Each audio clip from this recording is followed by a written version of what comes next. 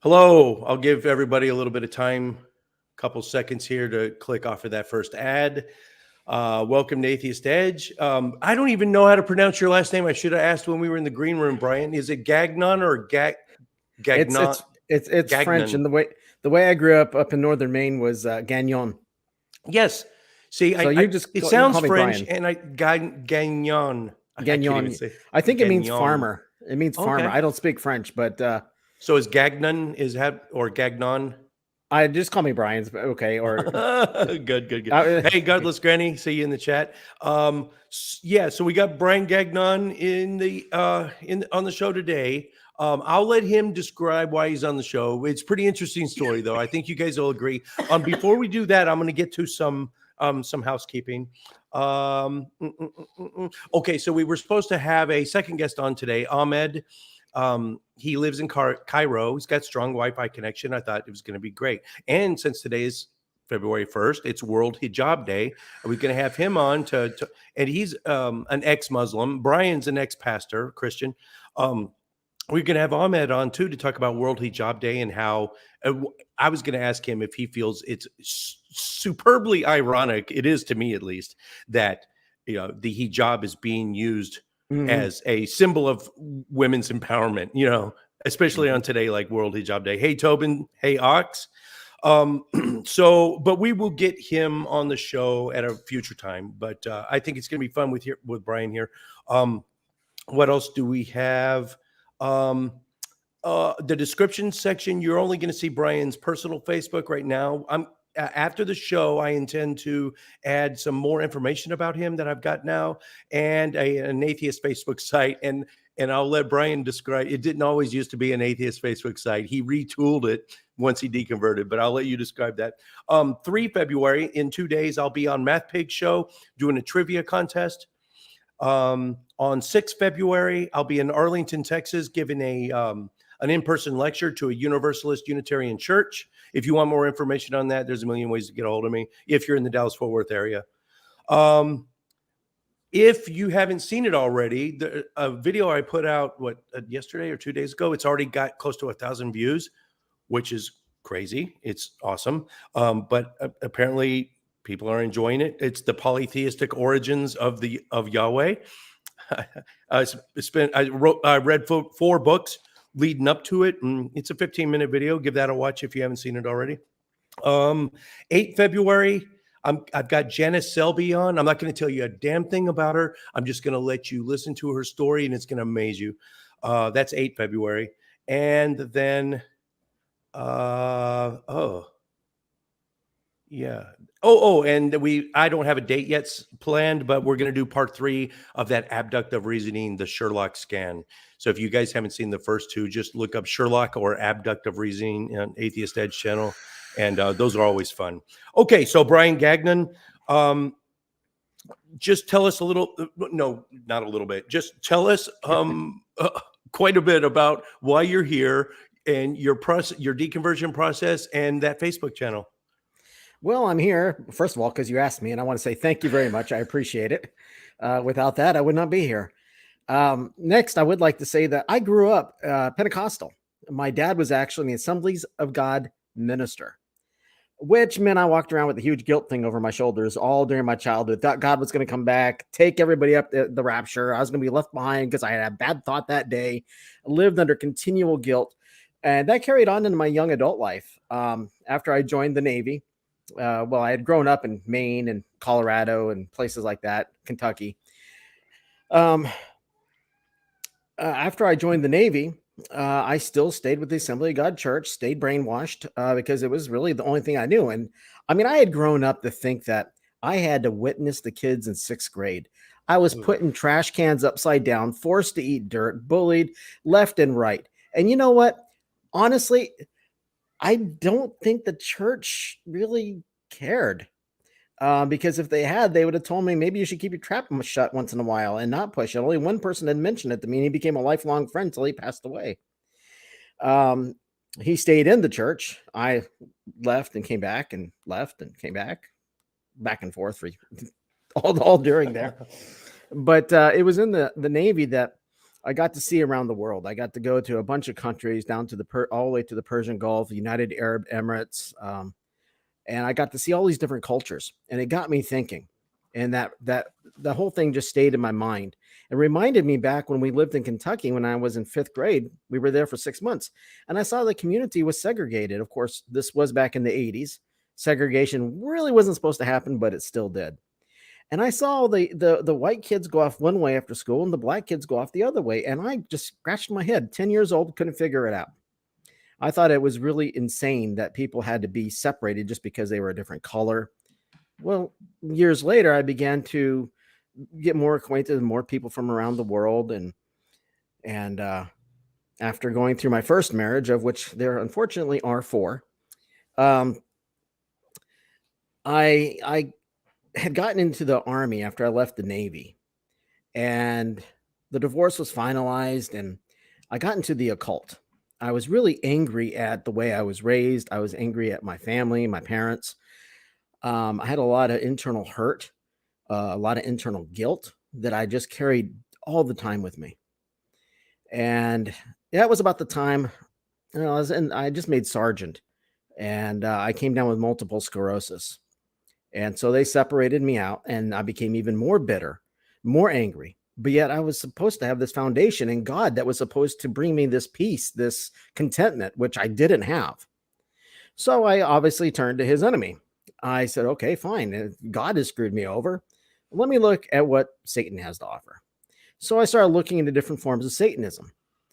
Now, most Satanism is pretty much a version of atheism when you really look at it from its religious doctrines. I went into something called demonolatry, and I said, I'm going to work with the demons. I want power. I want control over my life. I'm sick of being this helpless person that nobody's looking out for. Well, found the same thing. It's all a sham. Everything was empty. It's all these empty rituals. It was this empty mentality. And after about 6 years there, I left out of believing anything. I said, I'm just going to agnosticism. I just don't know what I believe. And I took probably a good 7 years after that. And so by this time, I'm in my 30s. My son is born. I'm in my third marriage. Marriage has fallen apart left and right because I'm just so miserable. I don't know where to find contentment at. I wound up having to leave his mother, moved out, got so desperate. I said, I'm going to go back to God, going to go back to Christianity. And so I jumped in both feet in the pool. Now, growing up, I had studied Koine Greek. I had studied a lot of stuff because my dad had been a minister. So I had access to, all these things in classes and stuff like that. So I wasn't ignorant. I just wasn't really educated. I didn't know what was going on yet. So I get my father's books that he had studied, and I just spent about 2 years just reading them left and right. And then I started a street ministry, which has now been converted to something else, which I'll talk about in a few minutes. Yeah. And I said, okay, well, I would be sitting in a church and I would see stuff and hear stuff from the pulpit. I didn't know why these people were saying these things. I would leave during the service, get in my car and go downtown in the middle of a city at night and walk the alleys because I felt more comfortable there. What I didn't realize was that was the catalyst of my humanism growing, being concerned about other people, being concerned about their well-being. So I kept that up for a few years. And by this time, I'm well into my mid 30s, almost late 30s. I'm on my 4th marriage by that time. That one lasted for 10 years. That was the longest one I've had to date. Don't know if I'll ever have anything. I'm hoping. I'm engaged now. I've been engaged for a year, and I don't know. Maybe I'm hoping it works. But at this point in my life, I've had so many failed relationships that if something blows up in my face, I just expect it. So I had started a church, and I had tried to start non-denominationally because I thought that was safe ground. No, it's not. Every non-denominational church is their own denomination. I said, okay, I need to get some education other than the books I've read from my dad. I need to get education. So I found a Bible Institute from Liberty University, took that, knocked that out in 6 months. I said, okay, I'm learning something. Okay. My then spouse said I needed to go talk to the VA about getting vocational assistance or rehab, whatever it was, to be able to get a degree through them. So I did that. I walked in. He said, "Oh, you're a minister." I said, "Yes." And he says, "You need to go through a bachelor's and a master's in seminary." I said, "Okay, I'd be happy with something, just an English degree, so I could use it to make money. But okay, fine. If you guys are going to pay for me to go to grad school, I'll take it."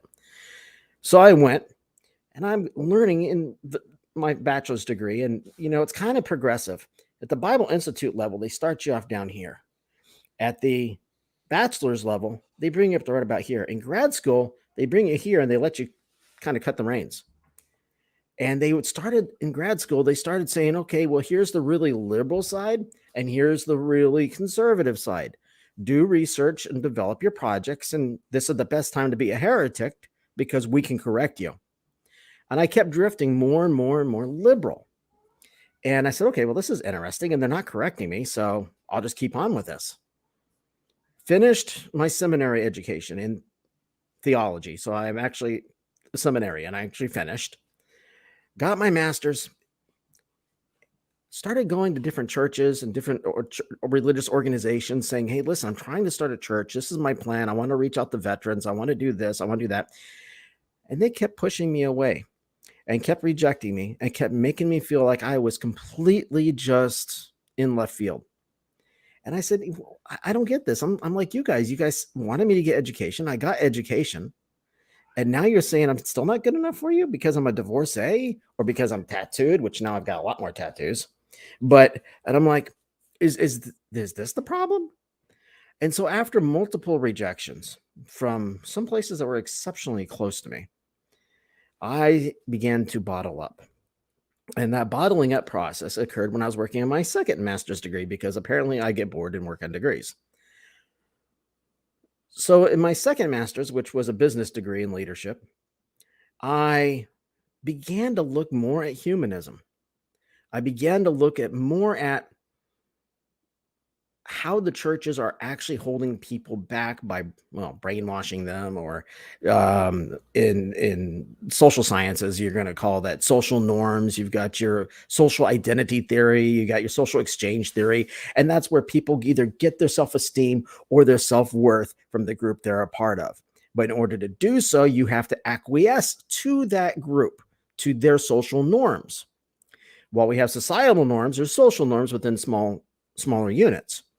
And within the different churches, it was like one thing after another just wasn't matching up. And I had already gone into the Baptist community because the missionary Baptists here in Texas were the only ones that actually accepted me as a person, as a viable person to actually, be a minister. And so I felt more adhered to them. And on that topic, I want to say happy Black Friday month. Not Black Friday, Black History Month. That sounded like a boy. It's a good thing I used to do comedy because I can take it when I put my foot in my mouth. So, right. Black History Month. Yeah, it's Black History Month. Yes, and so Black Friday. Where did that come from? So, it's because I'm thinking and talking and listening. You're in Texas, Brian. So am I, and I guess pretty much a good swath of America is about to get hit hard, same as us. So Wednesday night, we're going to drop from the 70s down. I think it's going to be 11 degrees in Dallas-Fort Worth. So really? It is kind of like Black Friday out there right now. Everyone's making a rush to the grocery store, and there's another toilet paper run. So you're kind of right. I did not know that. I'm glad you told me, because now I've got to call my doctor's office. Oh yeah, Thursday morning is going to be extreme ice freeze warning. Yeah. Boy, thank you. I appreciate that. Anyway, back on track here. The Missionary Baptist Church here in Texas is predominantly Black, and I found acceptance there. But I also began listening to the dogma still even further, and I'm like, okay, I know what I've learned in seminary. I know what I learned in my bachelor's degree. I know what I grew up with, and these things, nothing's matching up. If God is really here, there, here, anywhere, then there should be some sort of evidence.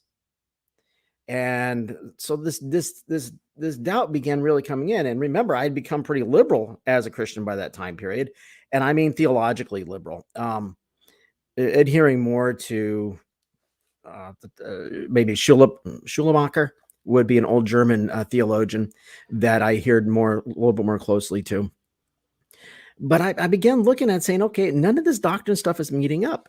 And I remembered back to my hermeneutics class, which is how to interpret scripture.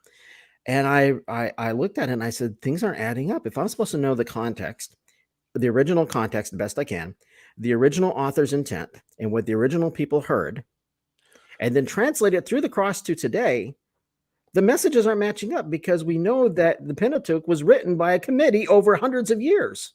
Brian, I'm going to cut you off right there. I want to get to some questions in the Sure. live chat.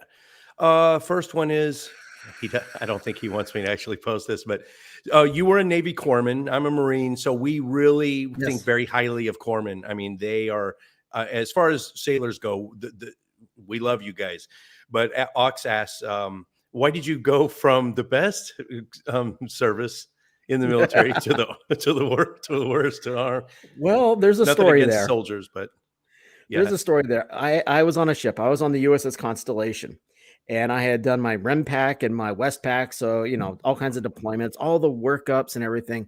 And I just got so tired of always being away from my then first wife, who she was Filipino. And I'm not saying that because I wanted to be with, I just wanted to be with her because that's the person I was supposed to be with. And I got so tired of always being at sea. And I began to get a pretty bad attitude. And I didn't get reprimanded. I never got in trouble, but I just internally had this bad attitude. I didn't want to stay in. So I didn't pursue for my E4, nothing like that.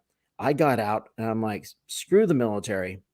I had started a clown business when I was 16. So I went back into entertaining and I performed at parties. I had performed internationally when I was on the ship with a public relations group. Oh, wow. I performed at the presidential inaugural ball out in the foyer doing, sleight of hand, been on Fox News, getting out with a straight jacket. Then I got into that. Well, you don't make money doing that very easily. After a year of being a starving civilian, I said, this is not good. I need to get back in. I went to the Navy. They said, we don't need corpsmen right now. So I went next door to the Army. They said, well, we don't need medics, but we can put you in military intelligence. I said, great, that sounds good. Yeah. Our nickname was being a pop-up target because they trained us to go in enemy territory, way out there, set up these Korean War devices that lit up everybody's radar, including the enemies. And so we didn't like using those. So we would just sit there with binoculars and stuff like that on the side of the road under a whole bunch of rocks and stuff like that. Oh, you were human intelligence. I was SIGINT, so Yes. I was kind of on the signals execution side of it. Yeah, similar. Yeah, though. we were human, and so they called us pop-up targets, and that's pretty much what we were. They replaced us with drones about the time I was heading out. After I became ill with multiple sclerosis, which was in 2000, and so I did the Navy from 91 to 95, the Army from what was it? 97 to 2000. And okay. the Army, I was a sergeant. I enjoyed being a sergeant, but I really, looking back, I loved my time as a corpsman because I felt like I literally helped people. Godless Granny asks, and this is kind of fitting for today is World Hijab Day, so it kind of fits with that. Do you think that the repression is greater for women than men? I think that I'm assuming this question is more towards United States within religion. I don't know if it's United States or worldwide because that might be two different answers. I don't know, but it depends where you look at. Right now, currently, I'm working on a Master of Philosophy, which is a research degree, and my PhD in management. And they fall under the social sciences. And so as a researcher, I research out a lot of things from other countries and have now for a number of years. If you look at the Scandinavian countries, they tend to be more human-centric.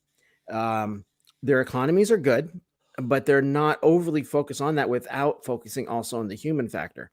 You look at countries that focus more on either despotism or on an extreme form of capitalism. the concern for human beings decreases, and you're also going to see the concern for women decreasing in countries like that. So there are places I've been in the world that have been very repressive of the women. Like when I was over in the Persian Gulf, um, of course, that was back in the early to mid 90s. It was much more repressive than it is now. Within religion, I think that there's an expectation upon men and women, and men sometimes get a pass on some things.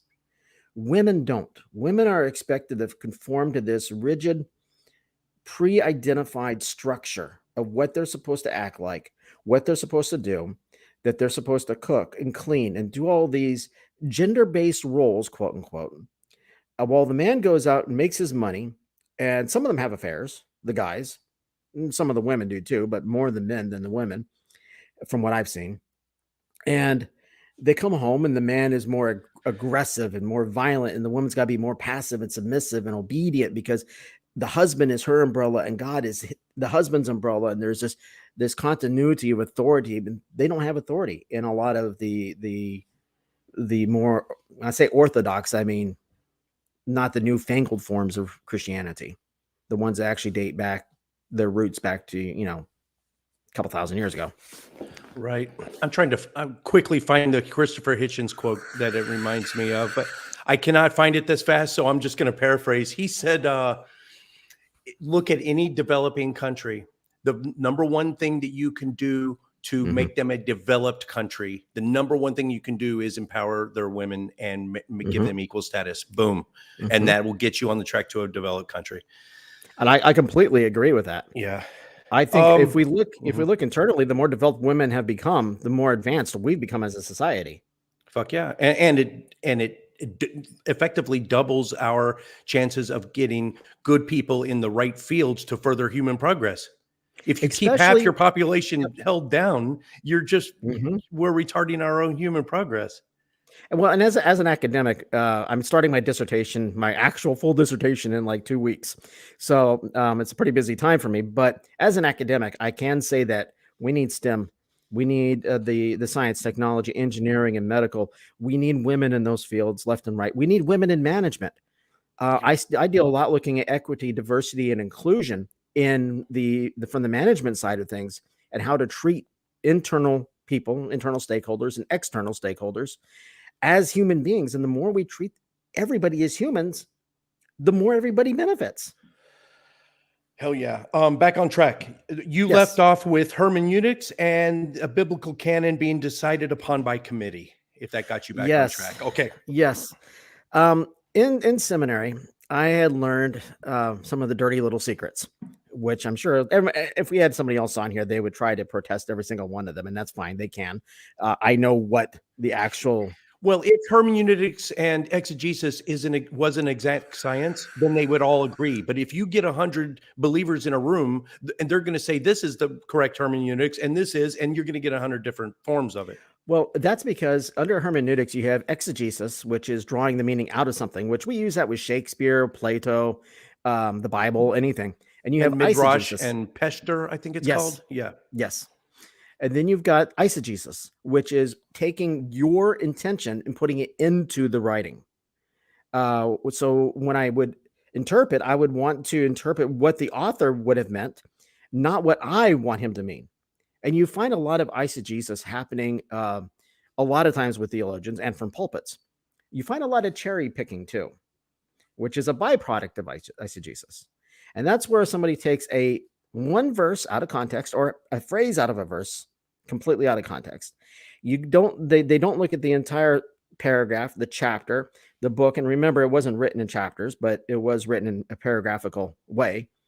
And you got to take the whole book, and then you got to look at the time period. You got to know the politics of the time period, the economic condition, the military. You have to look at all these different things before it actually begins to make sense. Then you've got to bring it all the way to today in a totally different country, a totally different environment, and make that same meaning apply here. Doesn't really work when you're looking at a warring country going out and killing a whole lot of babies and innocent, women and people like that, just because God said to go expunge out the Hittites or whoever, Right. I'm just saying there's a lot of genocide in the Bible. Oh, and yes, there is. And then, of course, you get to something just as simple. You probably have noticed I'm fairly tattooed. Well, in my tattoos, or through having tattoos, I started getting them when I was a minister. And people are like, oh, the Bible says you're not supposed to be tattooed because it's for the dead. I'm like, yeah, the verse before says you're not supposed to cut the hair growing along the sides of your face and leave it long. And you're not supposed to wear mixed garments of mixed fabric, and you're not supposed to eat shellfish. Weren't you at Red Lobster last night? That sort of thing. It's like, okay, so you're picking little pieces out. And another nice one is there's 2 sets of 10 commandments. One that everybody knows, one that everybody doesn't know. It talks about not boiling a baby goat in its mother's milk and stuff I like that. did a video on that. Yeah. I confusing. sat down with 2 graduate with 2 pastors, graduate degrees, and we went through Leviticus. We started at 19, we went to 34, and I showed them the first mention of the 10 commandments. Here they are. And it was the boiling the goat in its mother's milk, and go attend the Feast of Weeks, and don't eat unleavened bread that's been dipped in blood, and all this other stuff. Oh, and another great one too is creation. And I've studied comparative religion, okay, and if you look at the religious origins, the origin stories from multiple religions, ones that predate Christianity, you find a very common thread. They're the same. Okay, if you look at the ancient Sumerian record, which I believe it's in the Epic of Gilgamesh, I don't remember which part, but there are specific things in there that translated directly over into the Old Testament canon. Because the Old Testament wasn't written by Moses, it wasn't inspired by God, it was written by a committee. That committee contained the priests, the Yahwehists. You had the I can't say this, the Deuteronomists. The Deuteronomists, and Yes. there's one other group, Elohim, the Elohimists. Yeah, Elohimists. And then there's the redactors. There was a fifth. Yes. The documentary hypothesis, which is the most. This is the thing, Brian. That is the leading consensus among all experts. But then you're going to get these fringe pastors that just deny it.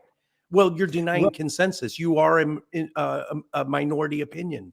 There's a difference between theological academia and pastors. A lot of pastors do have advanced degrees. Most churches want their pastor to have at least a PhD or a Doctor of Divinity, a DD. But that means he has to have an MDiv, and he has to have another master's degree and his undergrad degree, and he's looking at $300,000+ of debt before he even sets foot behind a pulpit. That leads me to one question I had ready for you. So you went to religious grad school. How is that different in biblical studies than a secular grad school where they're concentrating on the academics and the consensus? You're going to get a lot of bias, right? In undergrad, yes. In undergrad, I experienced receiving a lot more bias. In the graduate school, I was very thankful. My professors always kind of put the spectrum. Now, they weren't wanting us to consider atheism as being viable or something as Satanism or devil worship, but they said, okay, here's the liberal side. So you're looking at the older German theologians from the mid-19th century. You're looking at Kierkegaard, fun name to say. You're looking at the different philosophers. You're looking at the Platonic origins of Thomas Aquinas. You're looking at these different things and you're putting them together, and you're actually looking at them as a scholar versus looking at them from a doctrinal point of view until you get to your doctrine class. In that case, then it becomes a little bit more regimented. And my specialization was actually systematic theology, which is very doctrine heavy. But in order to get there, we had to get all the fundamentals. We had to learn the proper hermeneutics. We had to understand the critical criticism, literary criticism, which most pastors hate that, but they need it because it actually helps them see that what they're trying to say never happened. Like there's things that Jesus never said. I don't think there was a Jesus, but that's because there doesn't seem to be any actual proof for it. Any proof anybody brings up is so circumstantial. Like something, we found the town of Nazareth. Oh, really? Did you know the town of Nazareth wasn't existing at that time period? It was a later development. Well, we found this plaque about Pontius Pilate. Great. We know he lived. Great. What about the guy that he crucified? There's 2 supposed tombs in Jerusalem that are revered now. And neither of them are historically accurate. Mm-mm. The fact that a tomb veneration didn't exist for Jesus until 400 years after his death. So for the first Veneration didn't 400 exist. years, huh? What Hmm. was it? Veneration became something that came out of one of the council. I want to say Council of Nicaea or Chalcedon. I think it yeah, it was might have been Chalcedon. Trent, Council of Trent, or yeah, Chalcedon. So that's what gets me tomb veneration, and the main apologetics I hear in response to that is, oh well, it's because Jesus wasn't there. What's there to venerate? There was no one in the tomb; it was empty. If you thought for an instant that the creator of the cosmos Hmm. died and was buried in that tomb, whether he was in there or not, whether that tomb was empty or not, that would be the one you'd Yeah, want to venerate the most. But it took 400 exactly. years for them to start venerating a tomb. That's And then veneration went completely off the charts when you look historically. You found how many hands of the different apostles, and each of us only have two hands, and yet there were like 5, 10, 15 different hands scattered throughout Egypt that were attributed to like one apostle. It's like this just doesn't work, and several different skulls and stuff like that. It just doesn't work. The math does not work. And Mary veneration that came about later, also in the 300s, where three actually 400s, where they began to venerate Mary, because they said, okay, we need to prove that Jesus is divine. How do we do this? Okay, well, we can say that God's his father. We got that. How do we make sure that we know that he's human? And so they got in this big argument. Was he divine? Was he human? Was he both? Was he neither? And what came out of it is basically what we know now, this dichotomy that's supposedly in Jesus. And it was very important that his mother apparently wasn't very virtuous. However, I thought virtue was something that the religion teaches. yeah. And so there's more and more things. Yeah. Tobin Templeman asked if you're a mythicist. I'm gathering that you are based on what you've said already. But if you let's assume you are, how do you read up on that? Or do you follow Carrier and I Avalos and I Loftus? love I love Carrier's work, and I'm going to make myself sound really silly because I also really love the other side, which is Bar Ehrman. As an academic, I always try to look at both sides as much as I can, and then formulate my own research question or hypotheses for myself, and then try to determine what I believe from there. Awesome. Okay, let's get back to Satanism and those tats. Okay. So as far as I know, see, I've got so many Satanist friends too, and I can't remember. There's the Church of Satan, and there's another one of them. Temple Actually, of Set. what was it? There's a Temple of Set and Church of So Satan one, are the yeah, two main one ones. is Yeah.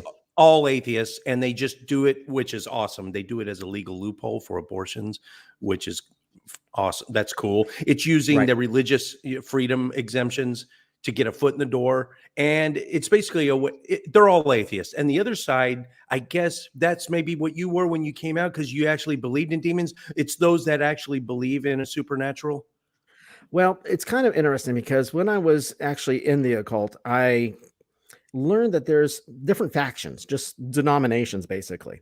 You got the ones that are more humanistic, they're more atheistic, um, that use the rituals and the ritual nudity and things like that just as a form of psychopomp, psychodrama.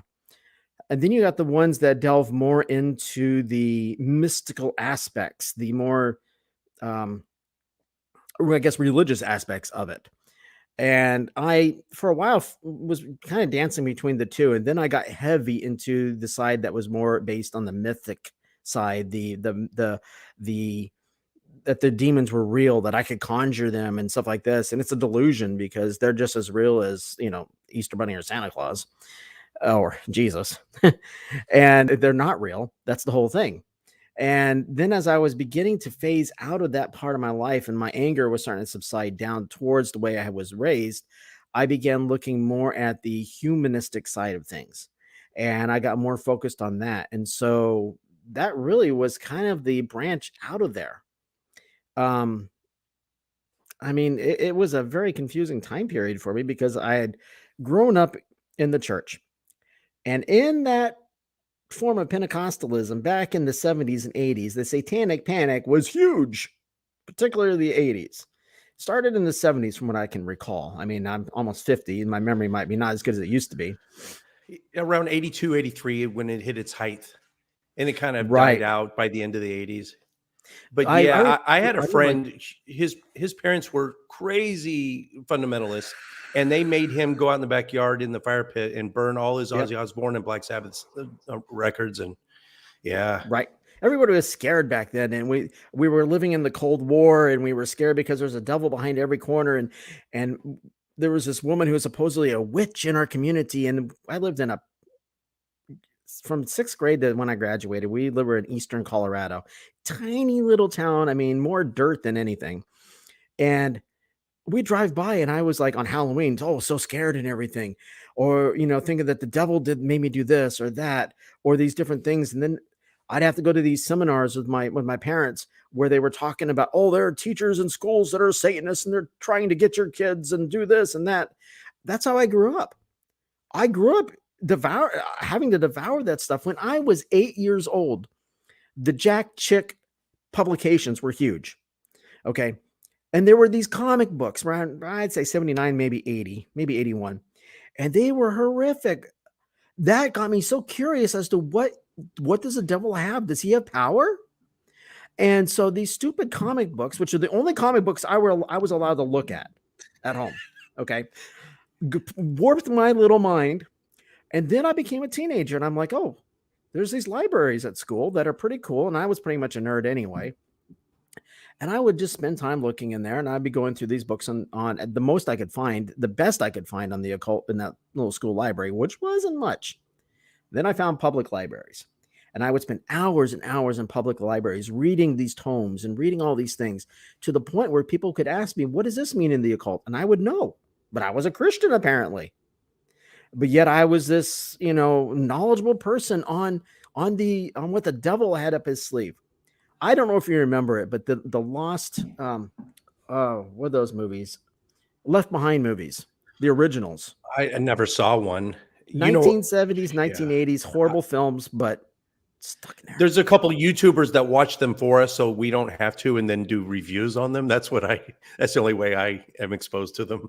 My dad would get movies for the church once a month. And as the PK, the preacher's kid, I could, on the night before, I would be able to watch them with my family. And so these Left Behind movies, I've seen multiple times, and it got stuck in there. I was scared to death. Well, those two crazy eschatologists. It's based on the book series. Those guys that scared the daylights out of people. Yeah. Yep. Yeah, Hal Lindsey. He's yes. Oh, but don't get me started there. The late great Planet Earth, isn't that Yep. that guy? Yeah. Mm-hmm. And you think those chick tracks are gone? I was pumping gas. Oh, it wasn't even a month ago. And guess what was at the gas pump? Just wedged in a crack. They're still around. And I don't have any questions as to why I was beat up as a child and bullied. Okay. Because a lot of people those days, some people went to church, some didn't, but everybody said, oh, yeah, we're Christian. And nobody wanted to hear that, oh, you're the wrong kind of Christian. You're a Baptist and you're supposed to be Pentecostal and you don't have the truth. And people don't want to hear that. They want to have their confirmation bias stroked and be told that they're doing good and they've got the right thoughts and they're thinking like they're supposed to. They want rewards, not punishments. Oh, Brian, let me jump in real quick. I don't think I muted that cough just now. I'm sorry if I blew anyone's eardrums out. Also, 2AHD Cat is in the chat. And I just wanted to thank you again so much for that huge individual PayPal donation of $50 the other day. And your Atheist Edge t-shirt is in the mail. Let me know when you get it and take a photo of it, and we'll put it in an upcoming video. And the other thing was what someone else. Miriam Cartagena Rivera asks, who's the ex-Muslim? So as I said at the top of the show, we had Ahmed coming on too. He's from Cairo. He's an ex-Muslim. Of course, he's living he's way in the closet atheist. He lives in Cairo, but he's working north along the coast of Egypt there, and he was frantically trying to find a good Wi-Fi connection. We just couldn't make it happen for this show, but we'll get him on soon. Okay, continue. I'm sorry, Brian. I just saw somebody from Tobin Templeman here. What sin was it that gave Brian the most trouble? Well, good question. Depends at what age, because once I hit puberty, it had a lot to do with lust. Because when you hit puberty, your hormones are flaring, and you're not told what to do with them. What the sex talk at home was this book that was actually made for it was drawn and written for like a 5-year-old. Not that a 5-year-old needs to know about sex, but and that's all that I was given to try to get me knowing what happened with sex. And so my curiosity was off the charts. And I thought, well, if God's going to return in the rapture, if Jesus is coming back, I got to make sure that I get married and have a family as young as I can, because I want to have that part of my life. Namely, because I did want to have sex, and I was trying to rationalize things. When I was 18, though, I lost something that most people think they should hold on to, my virginity. And it was one of those things of like, well, I guess I've done it now, but I still try to be sort of good. And well, I just haven't maintained that through the years. But Miriam, I assume if your middle name's Cartagena, maybe you are Colombian. I'm just assuming, but if you have another question, ask it in Spanish so I can practice. Let's switch to. So I was reviewing your bio, your lengthy bio. I'm going to tighten it up, and I'm going to put it in the description section, a little snippets about you. But your career path kind of mirrored mine in a lot of ways. You know, the military background, and you were in corrections too. You worked in a prison. But one thing I wanted to ask about that, being in the Navy, and I worked around sailors a lot, being a Marine. Whenever I was deployed to a ship, oftentimes, well, not often, a lot of times, I was the only Marine on board, because we did counter narcotics. There would be like 6 or 7 Coast Guardsmen that did the actual boarding, and I was the translator on the bridge. I was sometimes the only Marine, and it would be like 500, 600 sailors. I don't know if it's Navy specific, or it might be military, or it just might be general U.S. culture or military culture, but you were earlier talking about living in Kentucky, and the segregation there was no segregation, but people were still doing it. And I personally, I'm about to ask you if you do too, does the military, like, is it to the extreme? When I was on a Navy ship, specifically like on the mess decks, when it's time to eat, the Hispanics would all sit tight together. The Black people would sit and the white people, and it even went to like game culture. Like the Hispanics would only play dominoes. The Black folks would only play spades, and the white people were over there playing chess. I don't know why. It just seemed like every time, and it irked me to the point where I would just randomly just sit down. And if I ended up in the middle of the Hispanic crowd, okay, well, then I'm playing dominoes and I'm shooting the shit with them. Like, I purposely tried to mix it up, and it made them feel uncomfortable. I could tell that they were outside their comfort zone, me sitting amongst them. Do you feel like the military culture, without being told to, do they segregate it more than the general population? Some do. I was on an aircraft carrier. It was an older one. Well, at the time it wasn't the oldest, but now it's out of commission, so now it's really old. On the Constellation, we actually had all kinds of different races, and yes, they a lot of them congealed together. And as a corpsman, I'd have to either go check my first aid boxes or run to emergencies, because I was the rapid response corpsman, and I'd have to go to areas of the ship that there's gang activity. And gang activity on the ship was racially based from what I saw. Now, myself, I had friends in medical, because you work together, you sleep in the same berthing compartment, you usually go to chow together, stuff like that. I had friends that were Black. I had friends that were white, and I had a lot of friends that were Filipino, because once I knew my wife was Filipino, you're part of us, come here. Which was good when I needed boots, because I wouldn't have to wait 3 months, because I could get them in like a day and a half, because the chief could get them for me or something. But yeah, there was a lot of that. And I was one of those anomalies, kind of like you. I would just, whoever I got along with, that's who I would talk to. I wasn't one of the ones that was encouraging the racial divide, but it was definitely there. And when I was at the Bethesda, Maryland, the National Naval Medical Center, there was definitely still that race divide mentality there. And it was definitely there. Now, when I was in the Army, I'd have to say it was a little different. When I was in the Army, our units were smaller, a lot smaller. And it was almost like you had to know the person next to you and had to be friends with them, because there's times your life would depend on them. And some people kept their racial divides up and some people didn't. Yes, there are racists in the military, and I think that's completely wrong. But yeah, I would definitely agree with that. We had Marines on the ship too. We had a Mardet, we had our Marine air wing, we had we had tons of Marines on the ship. I just love being around different people. I like different ideas, different cultures, different thought processes, different viewpoints of seeing the world. I have found that the uh, the if you can count the number of countries you've been to on one hand, the chances of you being a racist, it grows incredibly higher. The more countries you visit, the more other countries, the cultures outside of your own country that you visit, your chances of being a racist decreases dramatically. I Oh, think I hold that to be absolutely. true. Yeah. My first wife was Filipino. Like I said, I've had 4 wives, and now I have a fiance. My first wife was Filipino. My third and fourth wives were Hispanic, and my fiance is African American. For me, I'm just like, hey, just me. I'm going to be me. I'm going to be true to me. I love people. I love humanity. I don't want to keep them separated.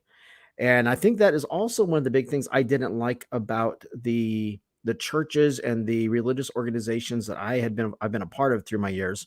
I had been a pastor for about 10 years, and I saw a lot of people staying to their races within the churches or going to separate churches of different races. And to me, that makes no sense because I was a Christian at the time. We're all supposed to be God's children. Why don't we all just kind of get along? It doesn't work that way. And Right. let me tell Right. you, the behind the scenes stuff, I could tell people that happens behind closed doors among the staff at churches is really appalling. Oh man, that's crazy. You said earlier in the show you used to perform because we were. Oh, it was before we went live, and we were talking, and I was like, "Oh, wait, Brian, don't talk about that yet because we want to keep it Yeah, fresh." And you yeah, said, "Oh yeah, I used to perform. I know how that goes." Because you don't yeah. want it to talk it out before the show, and then it'd be stale when we go live. So, what did you? Are you talking about your time as a street preacher? No, I'm talking Oh, about I was a professional clown. I did comedy clubs. I did magic. I oh did escape shit! art.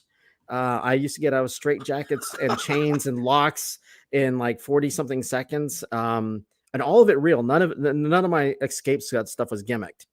I haven't performed a show since probably around 2000. That's And great. I've been thinking about doing some open mic night stuff again. But right now, since I'm starting my dissertation, it's like, oh, I No changed my time at all. dissertation. I changed my topic. I had this whole thing lined up for 2 years in my PhD program. I've been getting all this information and data ready. And then at the last minute, I changed because I'm like, wait a minute. I have imposter syndrome because I'm all tattooed. I got some couple piercings in each ear. I can't walk into a boardroom looking like this. Where can I go? So I said, well, there's tattoo parlors, there's small businesses, and there's strip clubs. And so I talked to my professor. He says you should do it on strippers. And I determined, okay, equity, diversity, and inclusion, and is that being applied by the organization that they work for? He said that's a great idea. So I had to retool my whole dissertation within like a month and a half. Not fun. Oh man. But being a street preacher is kind of like public performance too. So you did that for Yeah. 9 years. You got to tell us a Mhm. little bit about your experience there. Well, I would preach one on the streets, and I wouldn't do it like you would see somebody holding a sign with a megaphone. I would walk around at night, like 12 o'clock at night to 2 a.m. I would find homeless people, and I would pass out flyers. And of course, most of them have to tell them what it is. I'd pass out water, socks, feminine hygiene products, whatever I could get my grubby little mitts on, blankets when it was cold, stuff like that. And then on Saturdays, I would meet people at a park, the homeless people, and we would talk and I'd teach them and I'd have refreshments for them, stuff like that, and just try to build some friendships. And yes, I found myself in some pretty unsavory positions at times and locations, but 2 in the morning, what do you expect? Um, and then I started my MS started flaring up even more. And so I stopped really doing that a whole lot. And I started focusing more on building a mixed church, mostly Hispanic and white. And I had to learn how to sing in Spanish, and I was getting more proficient in Spanish and stuff like that. And I couldn't get any support from any of the local churches or denominations or anything. And it was like, without any support, you're just not going to get anywhere. So, And none of that was recorded. Was this before the age of YouTubers or? I actually used to, and I don't have any of the files now. I don't think, Oh man. maybe on my external drive, but I used to record my sermons and my lessons, and then I would MP3 them, and I'd put them on CD discs and give them to people and stuff like that. And the worst But thing I you, ever lost that was recorded was me getting out of a straitjacket on Fox News, and my second wife decided that Princess Diana's funeral was more important, so she grabbed my tape and recorded over my only recorded performance are ever you on TV. Oh, Oh my I'm gosh. still If pissed you at her still for had that. some of that footage, that's like reverse street epistemology, I guess. It would be fun. You never had a YouTube channel, but you did. Now talk I about your used to. you still have a public Facebook page, but it used to be back. It started when you were religious, and it's been changed over Yes. time. Talk about that. Well, 180M started off as 180 Ministries because I figured I had been going one direction. I turned exactly totally around and started walking towards God. So I said, well, 180. And I didn't want it Brian Gagnon Ministries or something like that because I think that's pretentious. And I have had a YouTube channel for, I guess, a couple of years. I did, and I only had maybe 7 subscribers. I've never been anybody important, and I would talk about different things, stuff that was going on in the news, and how it related to how a Christian could look at that and approach that situation. I would teach different things, and my worst detractors ever were other Christians. They were the ones that came at me the hardest. They were the meanest, the most vile, because Christians basically eat their own, is what I've learned. But yeah, I been retooling 180M, and now that I actually am working on my my second and third business degrees at the graduate level, I'm trying to do it correctly and retooling it now to 180M to being just something that will reach people that are maybe turning away from religion and giving them. I want to be able to provide community. I live near Austin, and the ACA here, Austin community, the atheist community of Austin is awesome. Matt Dillahunty is awesome. He's so friendly to talk to. He comes across a bit like a rough piece of sandpaper on the show, but when you sit and you just talk to him, he does magic tricks for you, and he just really friendly, ex-Navy guy himself. But I'm like, okay, I live in Williamson County, which is north of Austin, and I'm like, this is a very religious town here, and there have got to be more atheists than meets the eye, more agnostics, more the non crowd. What can I do for them? And then COVID hit, and that kind of put things back because then meet up, stuff like that. And then my degree work kind of keeps me from being as active on YouTube as I would like to be. I have a YouTube channel, but right now it's so small, it's embarrassing even to mention it. But I do try to be fairly active on the Facebook 180M, and it is a nonprofit, 501c3, and so I'm really That's just looking a at the. Facebook now, right? It's not a. You said it's not. You're thinking It's about not. turning it into a YouTube as well. Yes, I'm Mhm. retooling it into that, but right now it's like Yeah. just Okay. I've got to make sure that I'm going the right direction with the content Yeah. because So that's not in the description section yet, folks, in the live correct. chat, but it will be by the time this video is over. It's 180M, 180 Mike, 180M on Facebook, and that'll be in the description section later. There's a question here. Oh gosh, she took me. She did it. Called my bluff, so I'm gonna have to translate this. What do you do, Brian, to ward off Christianity? What were some of the key moments? I hope I translated that properly. Well, first of all, to ward off Christianity externally, as far as people witnessing to me, I've got like almost 50 tattoos. I've done half of them myself. That alone keeps a lot of the people in the churches away from me, believe it or not. Yeah. The other thing I do is that I don't mind being pleasantly vocal, politely vocal about my lack of belief. If someone wants to believe, I'm not going to tell them, oh, you shouldn't believe. I don't. And here's, if you want to know why, here's why. I'm not out there to create converts. I'm out there to be who I am. As far as internally, occasionally I will wind up in some weird situation, and I have this oddball thing that goes through my mind. Brian, you should pray. I'm like, Brian, that's a stupid thing. because prayer is just completely wishful thinking in one's own head. So why even bother with it at that point? And so then I rationally talk myself out. Internally, the biggest thing I've done to ward off Christianity is I've learned that for years I've been philosophically a Stoic. Well, the last 3 years, I've openly embraced that and been learning a lot more about what Marcus Aurelius wrote, about what Epictetus or Seneca wrote. And there's so much peace there because as a humanist, as an agnostic atheist, which some people will get mad at me for saying that, but I don't know if something's there. I don't think anything's there, no evidence, so I don't believe. But also as a Stoic, this is the only thing I can change. What's inside here? I can't change what's external. I can't change what other people think, what they do, what they say. I can only change my own thought process ultimately. Now I can work at trying to convince people of certain things. And sometimes that's good. Sometimes it's futile. So like with my family, my dad passed away a couple of years ago. So he accepted me as I am. As far as like with my mom and people like that, I don't sit there and tell her she shouldn't believe. I'm not, that's not my place in life. My place in life is to know what I believe or don't believe or what I think and feel. And I try to drive myself off of logic and reason. Okay. I want to talk about Stoicism later, but you mentioned Matt Dillhoney and I didn't know you lived down in Austin. Okay. Were you by any chance at Faithless Forum in November? And if you were, why No. didn't we bump into each other? Okay, good. I right. wanted to go, but once again, working on this getting so close to my dissertation. Yes. Sometimes things get a little weird. And then with my MS, sometimes I've got really bad times and I feel horrible and my body just completely is like hates me. So sometimes it's not really beneficial for me to go. Plus, I know that COVID was still going around. And since I am in the more susceptible group because, the autoimmune thing from the MS, I've tried to more sequester myself. So yeah, I think I would have recognized you anyway with that beard, but I was just wondering.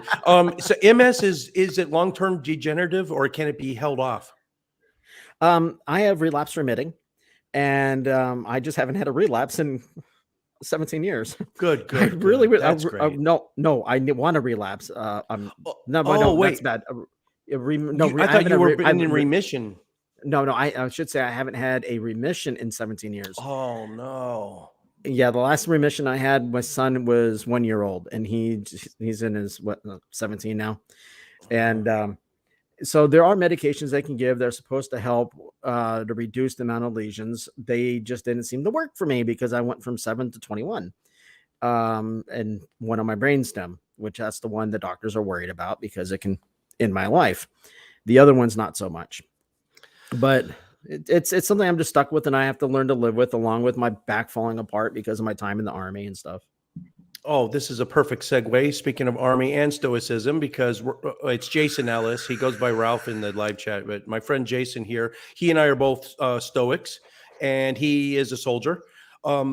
So perfect segue. What I wanted to ask you is, as a practicing Stoic myself, I often get people confuse my Stoicism often with depression because there's not a whole lot of. I don't talk when I don't need to, or I try not to. I'm still in the process of developing my Stoicism, and a lot of it is really there's no need to just small talk is gone in Stoicism, and sometimes being quiet, subdued, and not repressing emotion, but just not feeling the need to express emotion all the time. And to look at things rationally and to remove emotion from rational discourse. People mistake that for depression often. Does that happen to you? Yes, it does. And another side effect I've had is when I open myself up, like in a relationship to somebody, and I allow myself to access the more emotional parts of my mind, when something occurs where I get upset, I overreact. And I don't hit people and stuff like that. I've never been a person to do that. I don't believe in violence like that at all. But I get very boisterous with my mouth. And since I'm already loud already, I made a great sergeant, very loud with my mouth, and I can bark out things left and right. Even when I just talk normally, my voice escalates, and it's like I'm not escalating the situation. I'm just participating. And so Stoicism allows for me to be able to sit there and to detach from my emotional aspect and concentrate more on my logical aspect, which for me helps me be more balanced, have less stress internally, and it's a good thing with MS to not increase one's stress. I You myself, oh, I've go got ahead. a I don't see if I can get to the camera. I've got Marcus Aurelius right here, Oh, that's a good depiction. and it's one of my favorite tattoos I have on my body, and it reminds me to think along the way. He was an emperor, but he was a Stoic philosopher that he didn't care about the money. He didn't care about the position. He cared about the good that he could do. And as a Stoic, we take and we look, we do like an inventory of what we own. And we sit there and we say, can I live without these things? And the answer is yes, we can live without practically everything we own and be fine. Therefore, we can find contentment in what we do have and enjoy it more without the hedonistic aspect. Yeah, exactly. Along along with that, internally, because the MS has affected parts of my brain, I do have depression. I am not going to lie about that. I'm not going to hide it.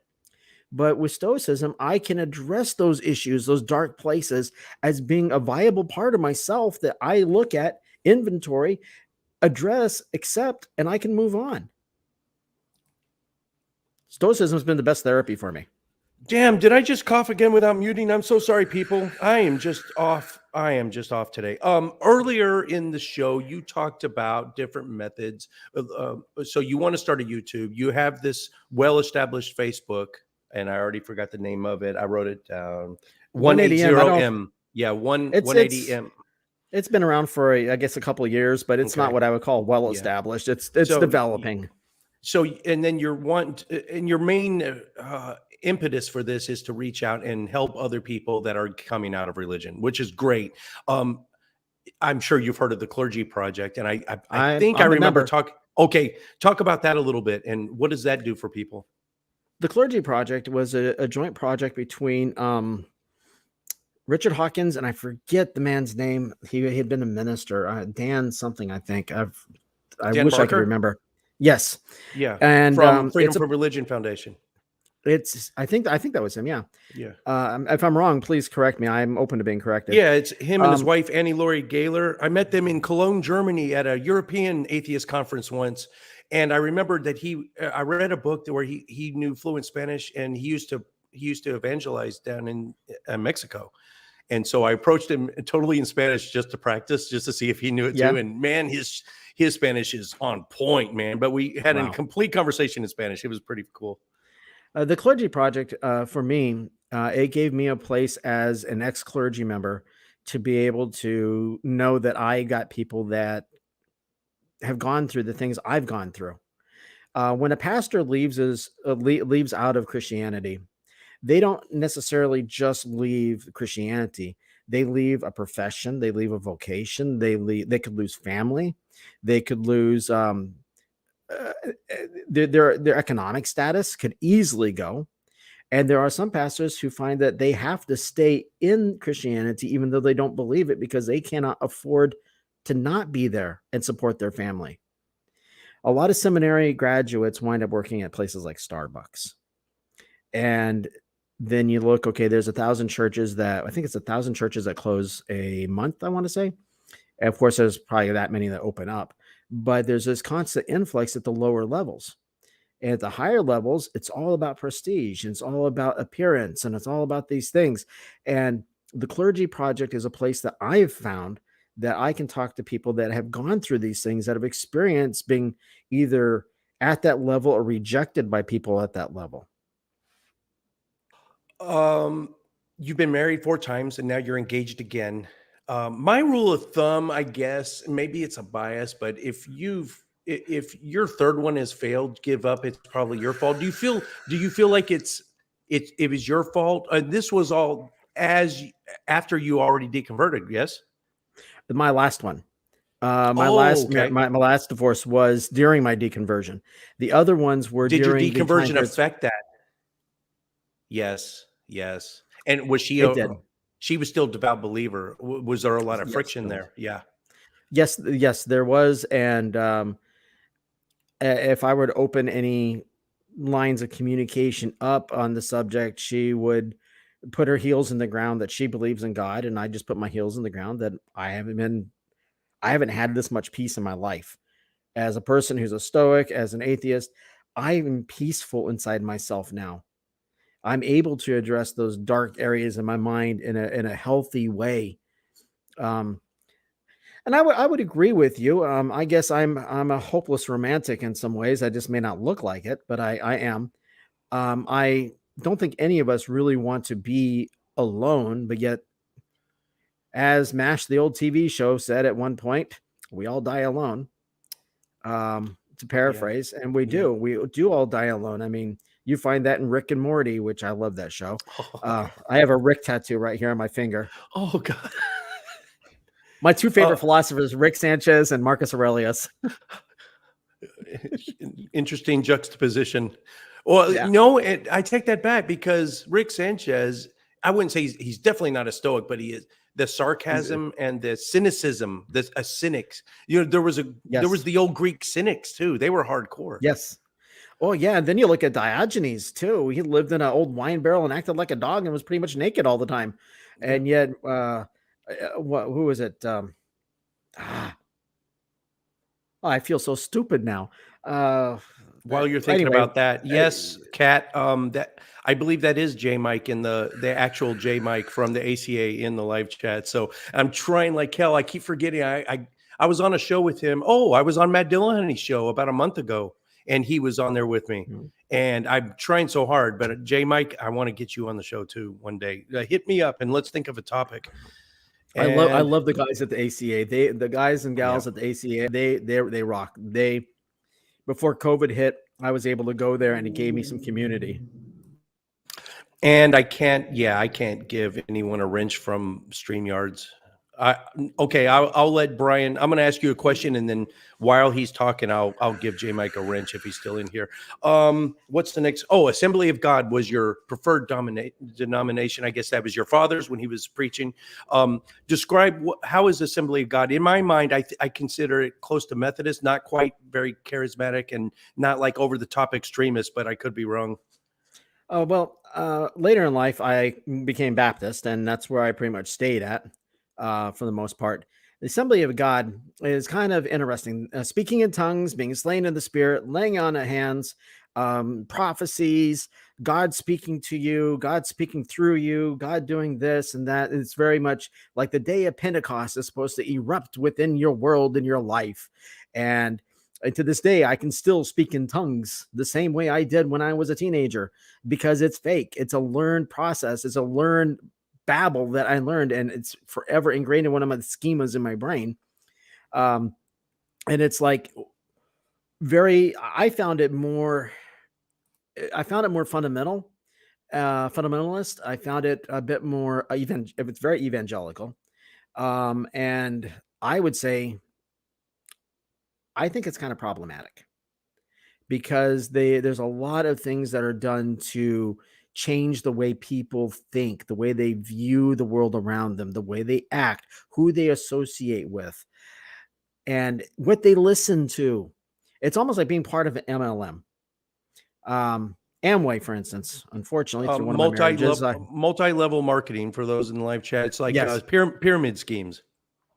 yes, it's very much like that. As a matter of fact, I've been to Amway conventions. Thankfully, I think Amway is a bunch of malarkey. Um, but you see a lot of the same thing in churches. The standing a lot, the loud noise, the singing, the different things, the adulations, the worship towards people on a stage, things like that. And it's the same thing. I've only got well, I got I got three more questions. Sure. They're totally random. I pick them off a list. After I ask those, I'm done with. I'm so sorry.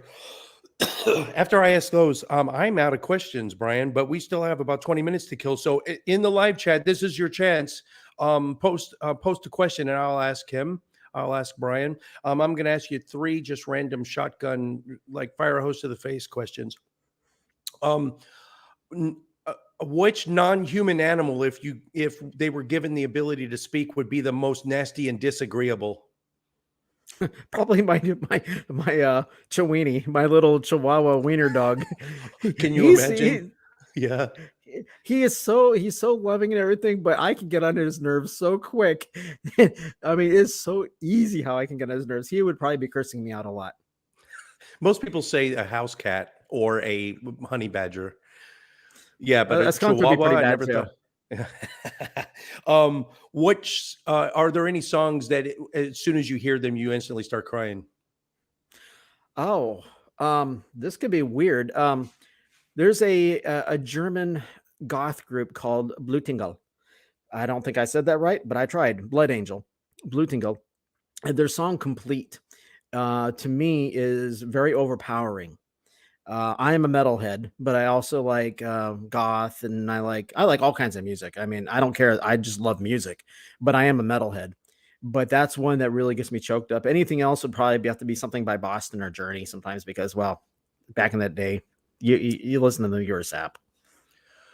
I forget the name of it. It's by Saving Abel. It's something about a beautiful day, and it was on the radio a lot when my mom died, and when it comes on the radio now, I guess it ties in to my mom dying. But yeah, if someone remembers the name of that song, it's a beautiful day by Saving Abel. That one gets me, boy.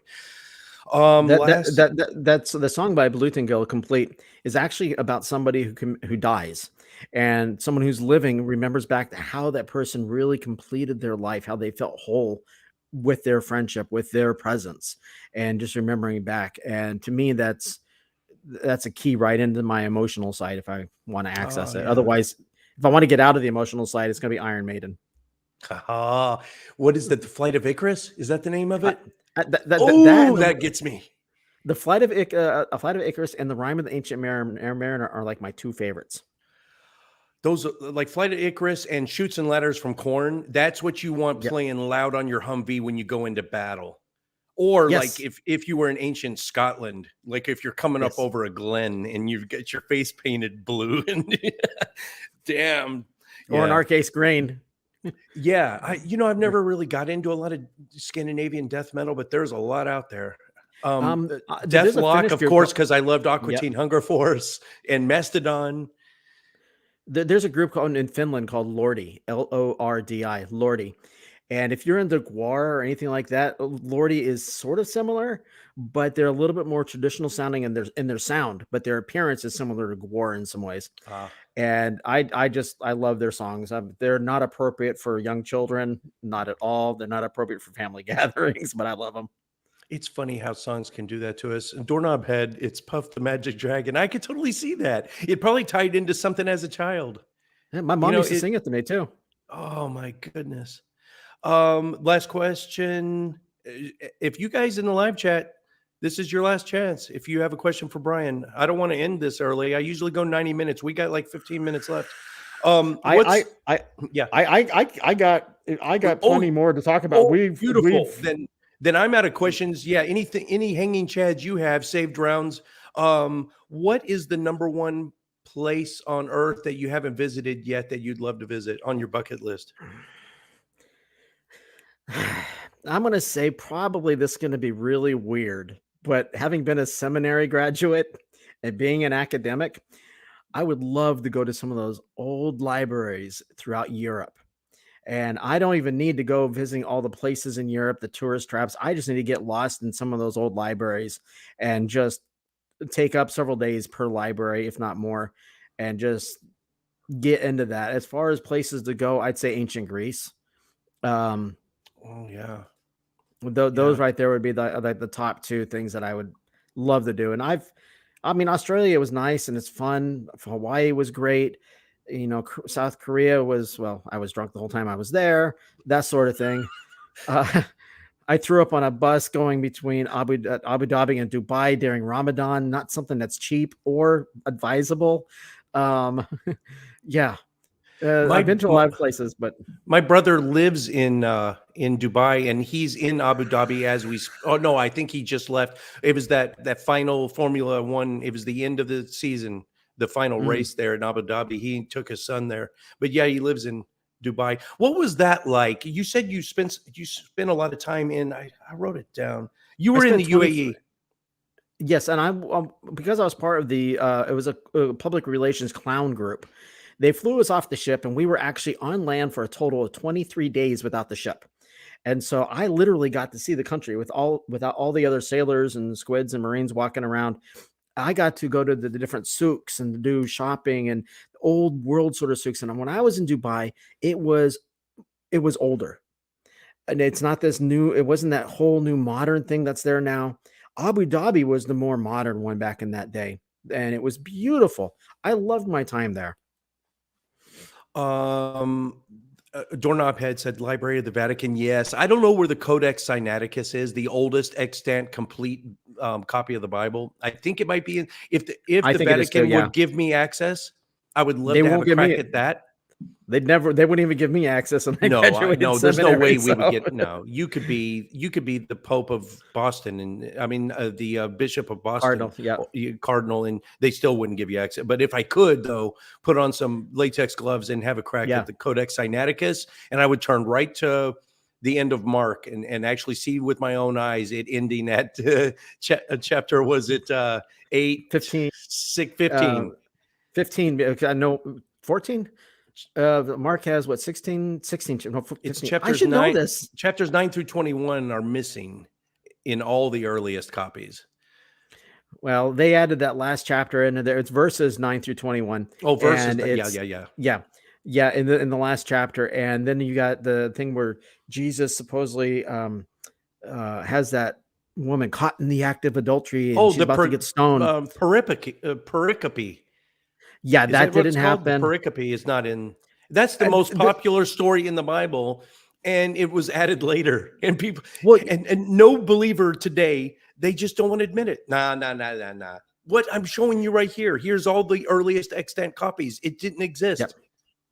The thing there is when you're looking at the literary analysis of it in through literary critical analysis of literature, you're going to look to see not just the shape of the Greek letters that are written, but you're going to look at the way they use the words. And in Greek, you've got so many different things that go into what makes a word have a meaning.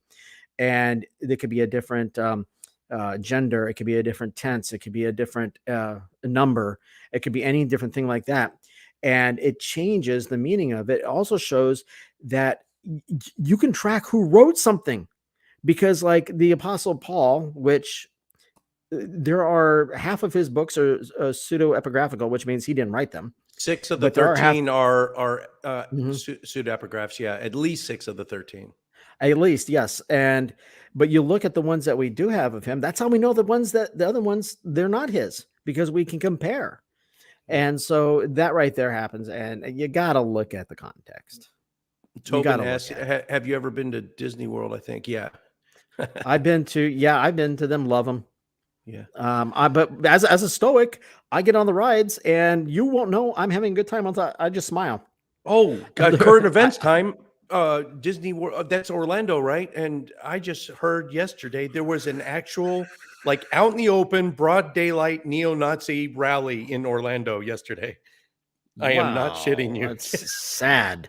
That is so. The fact that they are brave enough to get away with that now. What does that say? That really is something that annoys me, because as a person who I believe in equity, diversity, inclusion, I believe in all these core principles that everybody should have a chance to succeed and should be able to be lifted up. No one should be kept down because of their race or their gender or their disabilities or anything like that. We live in this day and age. We're part of the world, namely countries up in the Scandinavian area and some other ones. They excel at this inclusion and this diversity. And then I look here in America and I'm like, why am I still in Texas? Why am I where I'm at? Because I don't adhere to what they're saying. I don't adhere to what they're doing. Well, Brian, be honest. You're in Austin. That's not really Texas. That's the blueberry and the tomato soup. You might as well be in Portland. I'm literally 30 seconds from Austin. I live in Round Rock, which is in a different county, which is more still super liberal. Round Rock, all the little Bernie. No, that's San Antonio. All the little suburbs of Austin. It's super. It's not. It's not like being in regular the rest of. Come to But Dallas Fort Worth and put a Darwin sticker, one of those Darwin tags, the little yeah. fish with legs. Put that on your bumper and see how long it lasts in a Walmart parking lot. Oh wow. Well, yeah, I will say that, but we are governed. We're under the same governor, which Oh God! Don't get me started. uh, Someone else said something. Oh, someone had something really interesting. Yeah. So I forgot about the oldest extant copies of the Bible having all this apocrypha in it too. So why we talk about stuff that wasn't in there and was added later? We didn't talk about all the stuff that was in all the entire books, all the apocryphal books that were deleted. well, there's that, and then there's entire books of the Apocrypha that people just don't even want to admit that it should be even looked at from an academic point of view, which it should, because even though the story might be completely different between now, I do believe that out of the Gospels that Mark was written first, Markian priority. I see how Matthew and Luke both copied from him. John was off in left field. I don't know what he was smoking, but you look at the other books that were not accepted in the canon and you can learn about how the language is used. You can learn about the situations going on. You just have to dig through the allegories. There was and once again, I want to say it was either Schleiermacher or his predecessor out of the German theologians that were going through demythologizing. Wait, no, it was, I wrote a paper on this guy. Anyway, the long story short ending is demythologizing the Bible started back in the mid 19th century, so the 1800s, and trying to figure out what actually belongs in there, what's mythical, what was added, stuff like that. It's enlightening. It really is. Yeah, Boltman. yeah. Boltman is another one. Boltman is another theologian that seemed to be more liberal in his viewpoints on those things. Yeah, I've always said, anyone that reads the Nag Hammadi Library and the Dead Sea Scrolls, the Gospel of Thomas is taught alongside the four canonical Gospels in most Ivy League academic, secular, religious studies classes. So the Gospel of Thomas at least should be added, at least for academic consideration. Yes, Yeah. I agree. I went to a conservative, more Baptist university, but like I said, once I got into grad school, they were having us look at everything, literally everything, and we were allowed to think, and I was kind of surprised by that. Pleased, I go to a totally different school now for my PhD work, and most of the professors are atheists and stuff like that, from what I've been able to gather. And it's very based on social change. It's based on those things, which for me is just a refreshing change of pace. Tobin said, "Oh, he's going to stay in Texas to help turn it blue." That's exactly why I'm here. Also, Tobin, is because people, my friends always say you would be so much happier. My brother says it all the time because he's got property up in Montana. He said, "You'd be so much happier up in Washington, like Seattle, Portland, even San Fran." And I might be happier, but I owe it to Texas to stay here. I mean, I think ACA is perfectly, and American Atheist is perfectly situated in the heart of Mm-hmm. enemy territory, and that's where Mm-hmm. it should be. Mm-hmm. If the ACA and American Atheist and FFRF, well, FFRF, I don't know. I think they are in kind of a more progressive area. Where are they? Up in Michigan or something, Wisconsin or Someplace like something. that. Yeah. Yeah, but if they were situated somewhere more progressive, they wouldn't be making the changes. They wouldn't be able to make the changes they do as well, I think. My main reason of wanting to get out of Texas is pretty much just MS related, because the summers here in Austin, while they're not as bad as Houston and Galveston and the Corpus Christi, Mhm. the humidity plus the heat just tears me apart every summer. So I've been here, 19, 20 years, something like that. I don't know. And it's like, I don't even know why I stay. My son's got like one more year of high school. And I think at that point, I'm going to look at Southern California. Was nice for me. I like that climate. Doorknob Head, Edging, Texas. For those of you who don't know what edging is, do not Google it, please. I'm not going to Right. support that. Right. That is funny though. Brian, we have 7 minutes left. So Sure. you said you had some saved rounds. Go ahead, and then we're going to finish up with your plugs again for those, so people Sure. can find you. I guess the one thing I would like to make sure that people who have left Christianity to know is in dealing with your family, Matt Dillahunty put it really good in an episode that he had done probably about 2.5, 3 years ago. And that is that you don't want to make them feel like you're trying to get them to change, but you don't want them to feel free to try to make you change. You got to be able to draw a line where, like I even said this at one point. I said, Mom, I need you to be my mother, not a spiritual advisor. That's all I need. Sometimes I just want to talk to my mother. And thankfully, for the most part, that's gone pretty good. Some families don't have that. The parents or the kids or whoever it is always trying to push somebody to think or to do something that they don't agree with. It's okay that we don't agree with one another. That's what, as an academic, that's what makes me stronger. If I look through journal articles, peer review articles, I don't want to find people that just agree with me. I want to see people that disagree with me, because then I can see maybe I'm wrong, or maybe it shows I'm right. I don't know, but I got to be open to the spectrum of things. You see a lot of people proselytizing, and that's something that as atheists, I know that we typically do not do. We're not out trying to increase our numbers, yet we're a very large, well, a growing voting demographic, thankfully. I think the last study I saw was 20 or 21%. 23. Which, I saw 23 once. Oh, let me just jump in, Ralph Ellis. That's a really good question. Although I don't know if you meant it to be, but yeah, I could talk at length about why you're good and bad about San Francisco, California in general, and I don't think Austin would be any better off.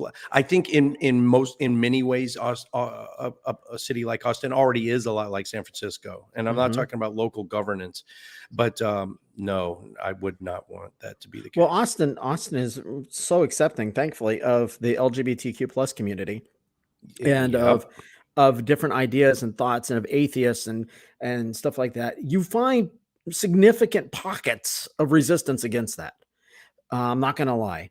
But overall, the general feeling here is that if you're not harming somebody, if you're not causing some sort of physical or major malicious economic duress upon somebody, be yourself, be a good human being. And that's something I do like about Austin. Things I don't like about Austin is the state capitol's here, but that's just me, because I don't agree with the state capital in general here in this state. And the traffic. We got 3 minutes, so tell everyone about that Facebook again, and that yes, it's a small Facebook page right now. Probably we'll get a website up later in the year. It's 180M. I'm going to type it out in the live chat too. And right there, please feel free to join in, participate. I try to be consistent, but I'm consistently inconsistent, and so I try, but when you've got several brands and several different fires, it gets a little hard at times. And just bear with me if I drop off the face of the earth for a week or two. It probably because I'm finishing a prospectus or a proposal for my dissertation or something like that, or getting ready to do my data collection. Other than that, I will say that something that's helped me as an atheist also is that I strive to know stuff. And in knowing, like I said, you look at the ones that agree with you, look at the ones that disagree with you, and you make a logical decision based upon the information you have at that moment. We're always able to change our viewpoints. Our viewpoints, our perceptions are malleable. They can change. When people say that you should be stuck to one ideology, one worldview, one paradigm, one philosophical paradigm, you limit yourself down. I'm a realist, but I do understand that there's a great deal of benefit from constructivism, or from these different ideologies, or literary movements, or things like that. Learn from anything you can. Educate yourself continually. Never let a day go where you don't become a better, stronger person. Like Tobin says here, knowledge is power. Very true. Because it was only through gaining knowledge that I knew that I didn't believe what I thought I believed. That it was all this sham. Awesome. It has been just a pleasure to talk to you for Yes. this 90 minutes, Brian. Let's do this again soon. We'll think of a topic. I was frantically trying to get a believer to come on. I didn't know if we had enough to talk about, but sure enough, this was just really enjoyable. And I was going to have a believer on, then maybe we could have the other side of the conversation, from a believer's perspective. What is it like, Mhm. to be an ex-pastor? But this was really good. And for those of you that, what's the next thing on my list? In 2 days, I'll be on Math Pig's channel doing some, I think it's head-to-head Bible trivia. I don't know. It's I got to find a way to prep for this because I'm a Marine. We're very competitive. So the last Bible trivia was on Student Dr. Ben. There was about 17 of us, and I got second place. So, and that even still pissed me off. So I'm going to prep for that. That'll be on 3 February. Thanks a lot, everyone, and we will see you next time.